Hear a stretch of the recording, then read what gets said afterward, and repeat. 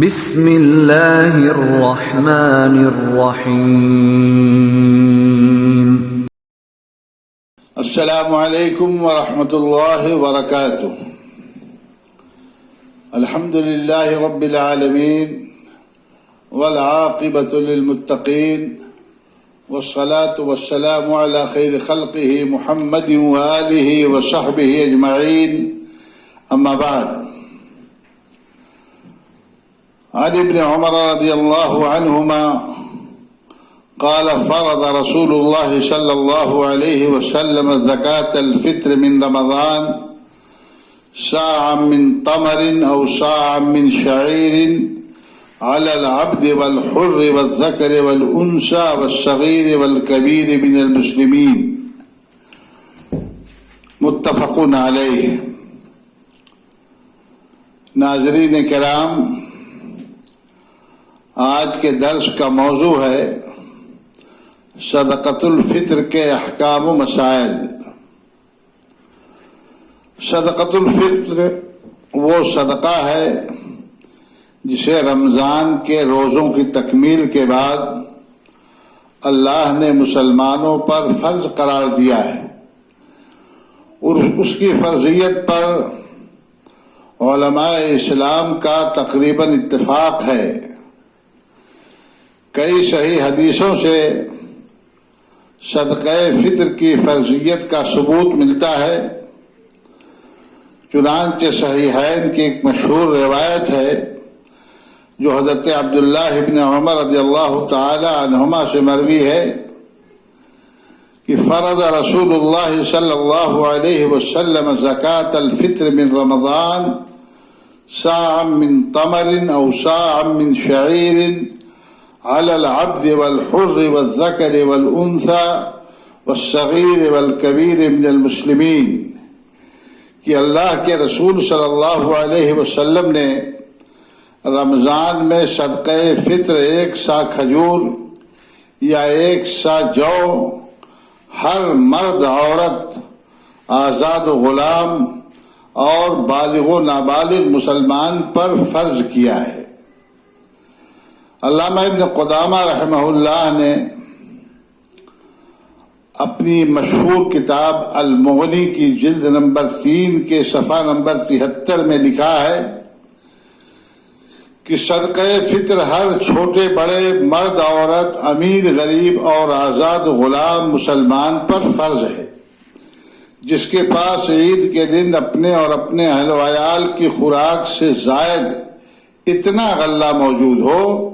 جس سے وہ تمام اہل خانہ کی جانب سے صدقہ فطر ادا کر سکے۔ صدقہ فطر کے وجوب کے لیے نصاب شرط نہیں ہے۔ حضرت ابن عمر رضی اللہ تعالی عنہما کی مذکورہ حدیث سے بھی یہی معلوم ہوتا ہے۔ نیز علامہ ابن قدامہ نے حضرت ثعلبہ بن ابی صغیر عن ابیہ کے واسطے سے یہ مرفوع حدیث نقل کی ہے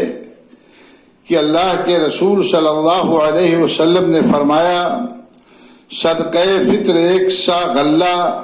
ہر انسان کی جانب سے ادا کرو، خواہ وہ بالغ ہو یا نابالغ، آزاد ہو یا غلام، مالدار ہو یا فقیر، مرد ہو یا عورت۔ صدقہ فطر کے ذریعے اللہ تعالی غنی کو گناہوں سے پاک و صاف کر دیتا ہے اور غریب کو اس سے زیادہ لوٹا دیتا ہے جتنا اس نے دیا۔ بیوی، بچوں اور غلام کا صدقہ گھر کے مالک کو دینا پڑے گا۔ دارقطنی کی ایک مرفوع حدیث میں اس کی صراحت ہے۔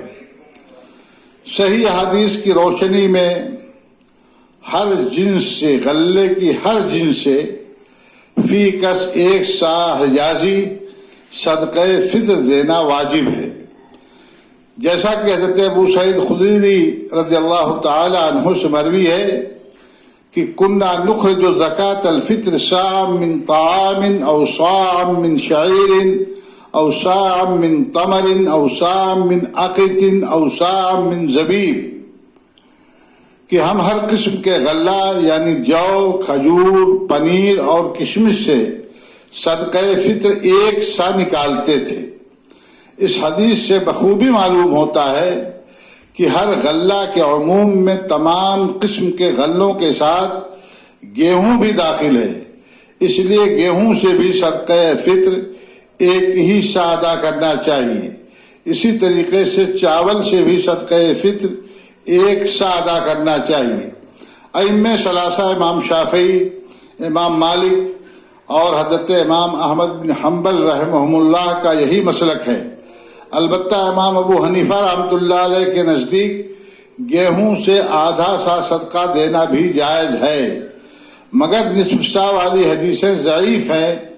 جیسا کہ تحفۃ الاحوزی میں علامہ عبد الرحمن محدث مبارک پوری رحمہ اللہ نے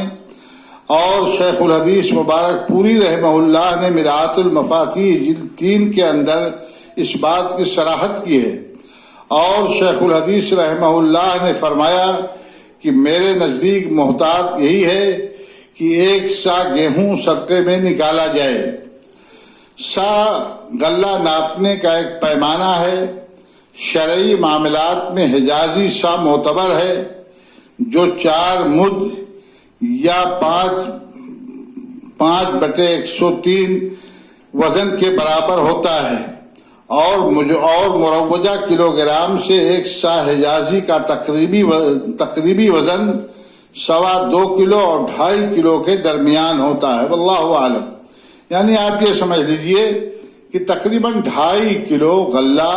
صدقہ فطر کے طور پر ہر آدمی کی طرف سے، چاہے چھوٹا ہو چاہے بڑا ہو، نکالا جائے گا۔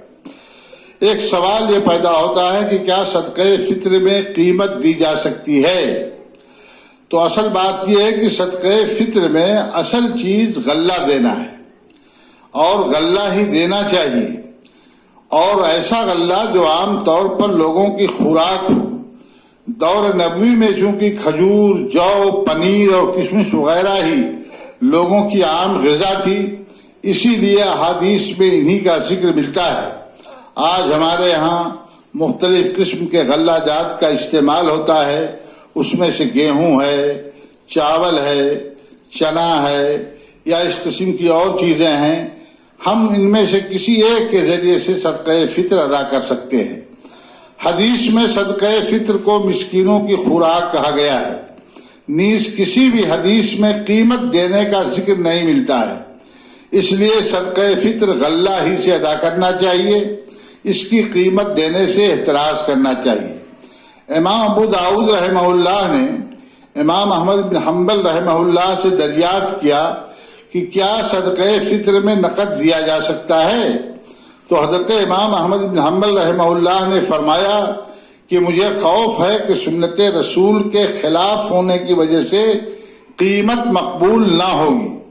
امام احمد بن حنبل رحمہ اللہ سے کہا گیا کہ حضرت عمر بن عبدالعزیز رحمہ اللہ صدقہ فطر میں قیمت قبول فرماتے تھے، تو حضرت امام احمد بن حنبل رحمہ اللہ نے جواب دیا کہ تعجب ہے کہ لوگ قول رسول نظر انداز کر دیتے ہیں اور فلاں کا حوالہ دیتے ہیں۔ شیخ الحدیث علامہ عبید اللہ مبارک پوری رحمہ اللہ نے اس بارے میں فرمایا کہ میرے نزدیک راجح یہی ہے کہ صدقہ فطر اور زکوٰۃ الاموال میں قیمت دینی درست نہیں ہے، بلکہ اس چیز کا دینا ہی ضروری ہے جسے نبی کریم صلی اللہ علیہ وسلم نے مقرر فرمایا ہے۔ البتہ کوئی عذر ہو تو جائز ہے، جیسا کہ علامہ شوکانی نے السیل الجرار میں فرمایا کہ کسی عذر کی وجہ سے قیمت دینی جائز ہے۔ میرے نزدیک بھی یہی صحیح ہے، اس لیے احادیث کا ظاہری مفہوم صدقہ فطر کی مقدار کو غلے سے متعین کر رہا ہے، اس لیے جس چیز کا نام نبی کریم صلی اللہ علیہ وسلم نے لیا ہے اسی سے صدقہ فطر نکالنا متعین ہے، اور اگر کوئی عذر اس کے نکالنے میں مانع ہے تو اس کی قیمت ہی کافی ہوگی۔ ایک اور سوال ہے کہ صدقہ فطر ادا کرنے کا وقت کیا ہے، اسے کب ادا کیا جائے؟ تو اس سلسلے میں عرض یہ ہے کہ شوال کا چاند نظر آنے کے بعد یہ صدقہ واجب ہو جاتا ہے، اور نماز عید کے لیے نکلنے سے پہلے اسے ادا کر دینا ضروری ہے۔ البتہ اگر عید سے ایک روز پہلے صدقہ فطر نکال دیا جائے تو اس میں کوئی حرج کی بات نہیں ہے، جیسا کہ صحیح بخاری میں ہے، حضرت عبداللہ ابن عمر رضی اللہ تعالی عنہما سے روایت ہے کہ وَكَانُوا يُعْطُونَ قَبْلَ الْفِطْرِ بِيَوْمٍ أَوْ يَوْمَيْنِ، کہ صحابہ کرام رضی اللہ تعالی عنہم اجمعین صدقہ فطر عید سے 1-2 روز پہلے دے دیتے تھے۔ البتہ یہ خیال رہے کہ عیدگاہ جانے سے پہلے ہر حال میں اسے ادا کر دینا چاہیے، جیسا کہ حضرت عبداللہ ابن عمر رضی اللہ تعالی عنہما سے مروی ہے کہ اللہ کے رسول صلی اللہ علیہ وسلم نے فرمایا امر بزکاة الفطر ان تودع قبل خروج الناس الى الصلاة، اللہ کے رسول صلی اللہ علیہ وسلم نے صدقہ فطر کو لوگوں کے عیدگاہ کے لیے نکلنے سے پہلے، نماز کے لیے نکلنے سے پہلے ادا کر دینا چاہیے۔ اس کا حکم اللہ کے نبی صلی اللہ علیہ وسلم نے دیا ہے۔ بعد میں دینے سے اس کی حیثیت عام صدقے کی ہوگی، صدقہ فطر ادا نہیں ہوگا، جیسا کہ ابن ماجہ کی ایک روایت میں ہے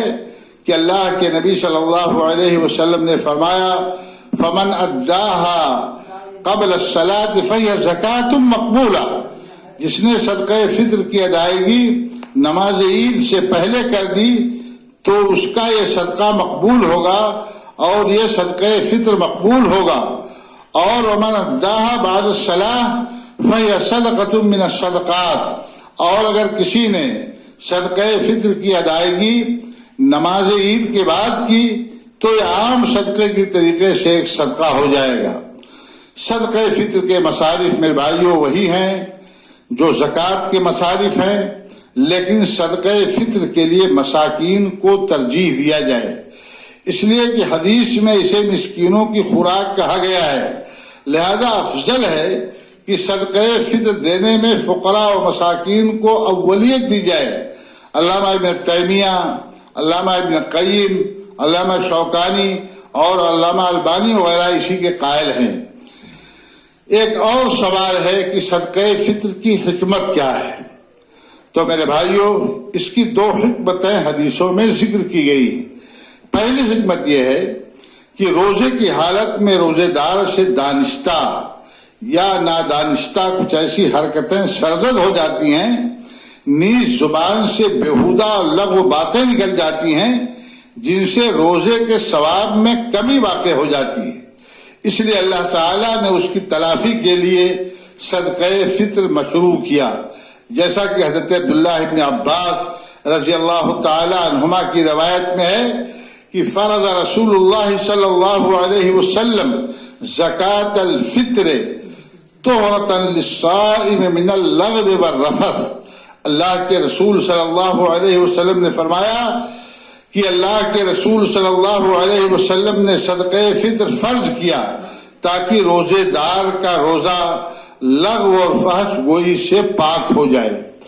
اور دوسری مصلحت اس میں یہ ہے کہ عید کی خوشی میں فقراء و مساکین کی شرکت بھی ہو جائے اور اس دن وہ مانگنے سے اور سوال کرنے سے بے نیاز ہو جائیں۔ اللہ تعالیٰ نے صدقہ اسی لیے مشروع کیا تاکہ معاشرہ کا کمزور طبقہ بھی